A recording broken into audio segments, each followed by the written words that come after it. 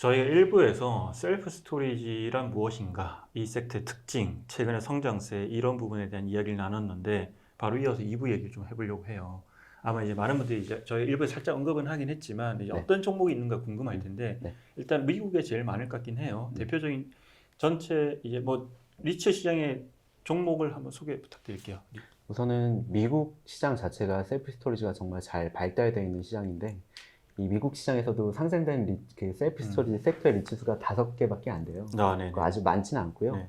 미국 시장에서는 퍼블릭 스토리지라는 종목이 시가총액으로는 한 550억 달러 정도 되고, 이 점퍼스로는 한 2,700여 개 가지고 있거든요. 이건 정말 많이 보입니다. 저도 이번에 출장 갔다가 이제 도시를 이제 샌디에고, LA, 네. 미국을 갔는데 샌디에고, LA에서 다 봤어요, 이거를. 네. 네. 정말 길 가다 흔하게 보이더라고요. 그 퍼블릭 스토리지는 그래서 미국에도 자산이 있고 유럽에도 투자를 확장하고 있는데, 유럽의 대표 종목이라고 할 수 있는 종목은 셜가드 셀프 스토리지예요. 이 그건 어디 상장세계입니까? 독일 회사고요. 네네. 근데 셜가드의 그 최대 주주가 또 퍼블릭 스토리지거든요. 아, 그 내가 퍼블릭 스토리지에 투자하면은 이 투자금이 미국과 유럽에 좀 분산되어 있는 개념이다 이렇게 보실 수 있고요.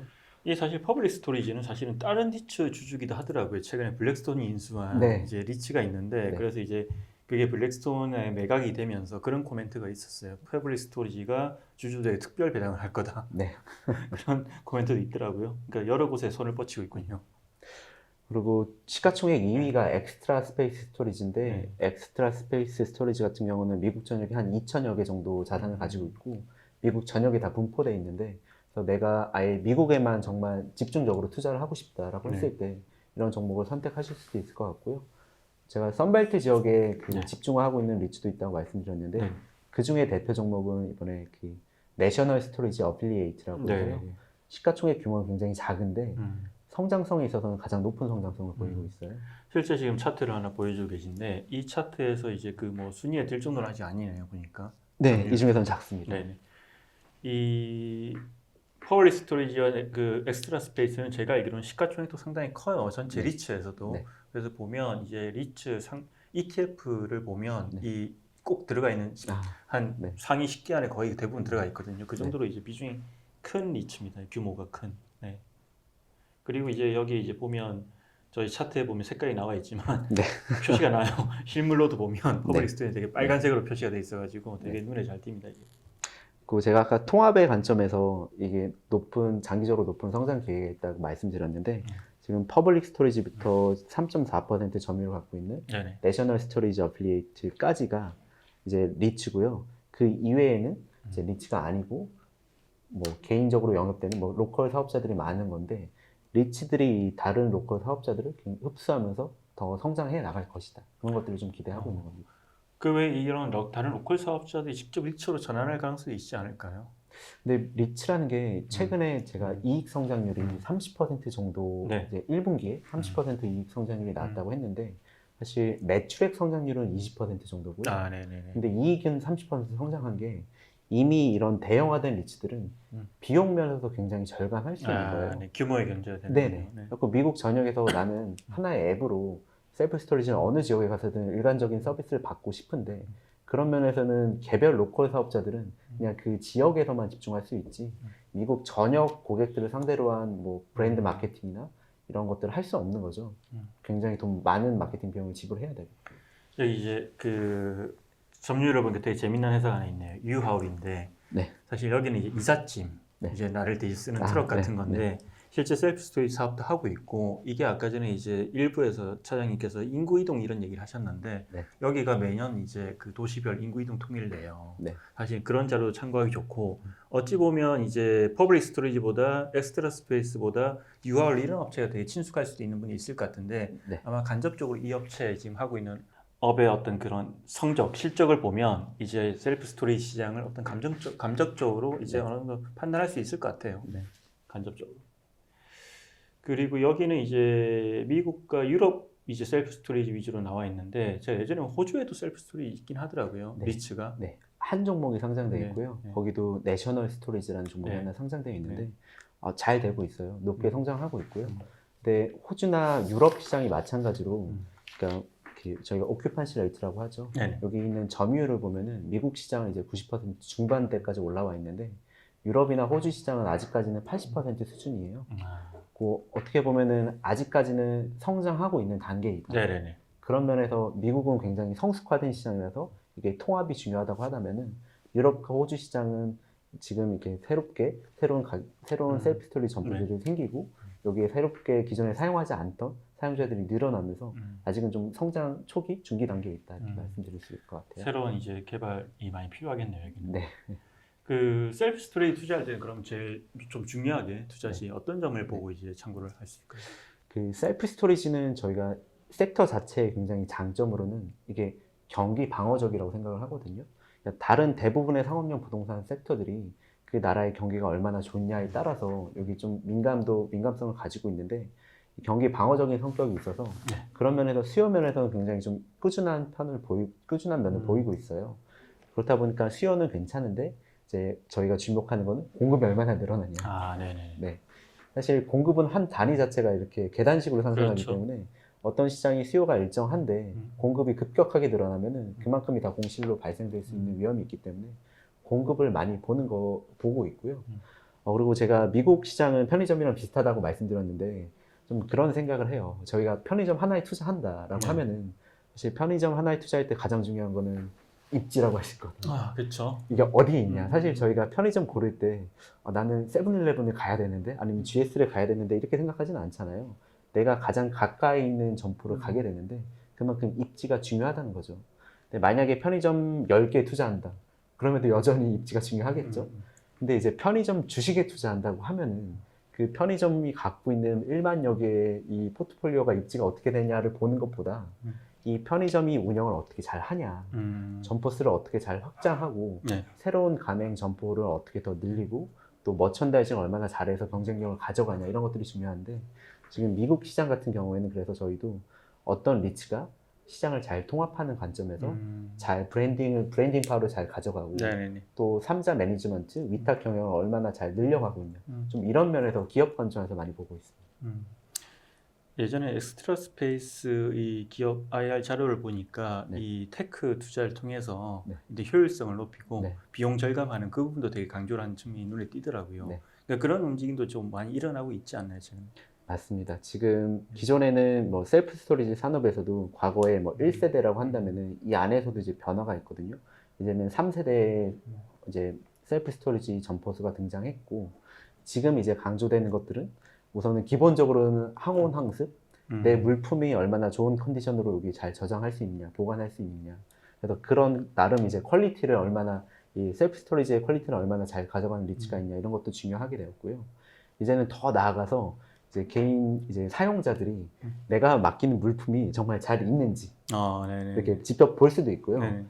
최근에는 이게 개인형 창고인데도 비즈니스 목적으로 사용하시는 분도 많이 계세요. 늘어나고 있어요. 일종의 B2B 산업화가 되고 있는 거죠.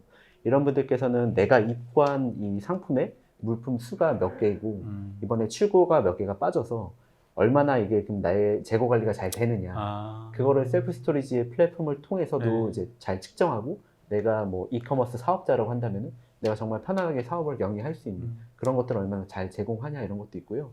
최근에 저도 기사로 본 건데 최근에는 미국 사람들이 이제 자동차를 타고서 1층 안까지 들어오는 것도 중요하대요. 약간 그래서 뭐죠? 그 맥도날드 같은 거 있죠? 네네 맥드라이브처럼 맥드라이브처럼. 주차장에 내가 내려서 네. 짐을 들고서 네. 그 건물에 들어가서 엘리베이터를 타고 어떤 내 개인형 창고에다 짐을 맡기는 게 아니라 네. 아예 1층까지 그냥 자동차로 들어와서 여기서 바로 내 창고에다 내 짐을 싣거나 내릴 수 있는 그런 것들도 중요하다고 해서 지금 이게 부동산인데도 불구하고 부동산 안에서도 아까 말씀드린 그런 시스템이나 아니면 물리적인 이런 환경도 계속 진화하고 있다. 이게 아직도 있는지 모르겠는데 제가 한 몇 년 전에 강남에서 그걸 본 적이 있어요. 약간 배달의 민족 컨셉으로 이제 셀프 스토리지 운영한 데 있더라고요. 네. 근데 여기는 사실은 강남역 근처에 있었고 네. 이제 배달을 해주는 거죠, 오토바이로. 이제 편리하게 더. 네. 약간 그런 서비스도 제공을 하더라고요. 네. 지금 미국에서도 이제 아마존이라는 대형 유통업 체인이 있고 아마존에 대항하는 뭐 쇼피파이 같은 일반적인 오프라인 그런 유통업자들을 대상으로 온라인을 편안하게 해주는 그런 것들이 이제 발전하고 있는데, 그래서 기존에 오프라인을 사용했던 그런 이제 사업자나 온라인 안에서도 아주 영세한 뭐 셀러, 들은 이렇게 셀프 스토리지를 이용해서도 비즈니스 잘 영위할 수 있는 그런 형태로 잘 발달되고 있습니다. 그런 형태에서 이제 입고도 받고 출고 서비스도 대행해 주는 거죠.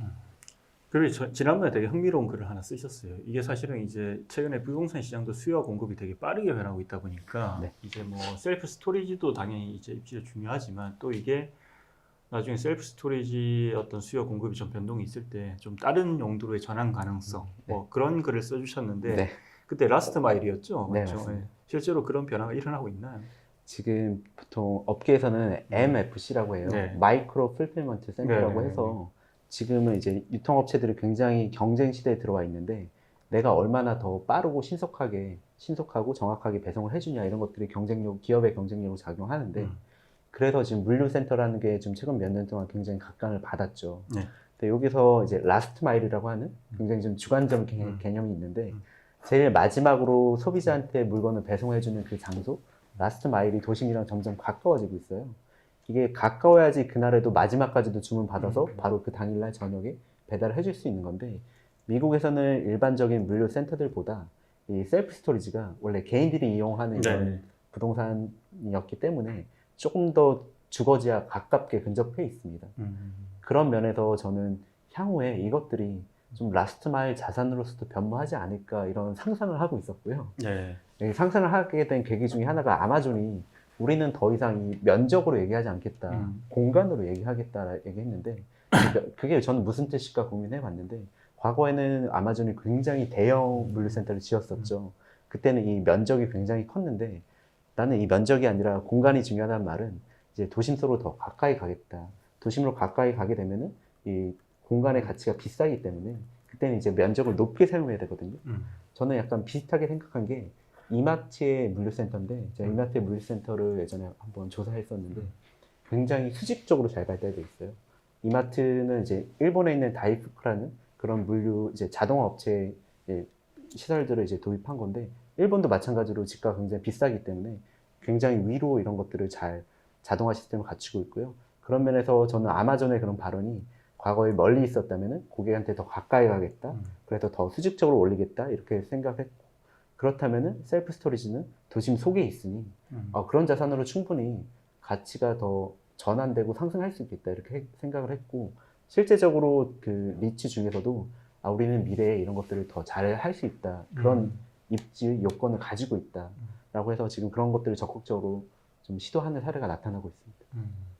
사실 이게 투자라는 게 어찌 보면 이제 그 상품을 만드는 사람 입장에서는 논리적인 가설을 세우고 네. 그 가설이 타당한지 입증하는, 증명하는 과정일 수 있잖아요. 그게 뭐 틀릴 수 있고 맞을 수 있는데, 근데 실제 사모펀드 운용사들도 그렇게 해서 펀드를 만드니까요. 네. 뭐 이게 지금 말씀하신 내용이 충분히 가능한 가설이라고 생각하고요. 그게 이제 증명이 되는지 한번 보면 될 것 같고. 네, 그 사실 지금 말씀하신 글은 저희 이제 SPI에 지금 뭐 이렇게 전체 다 볼 수 있는 걸로 공개되어 있고, 그 당시에 제 생각에 상당히 이제 댓글이 많이 달렸던 걸로 기억나는데 네. 그만큼 이제 뜨거운 논쟁을 불러일으켰으니까 한번 보시면 좋을 것 같고요.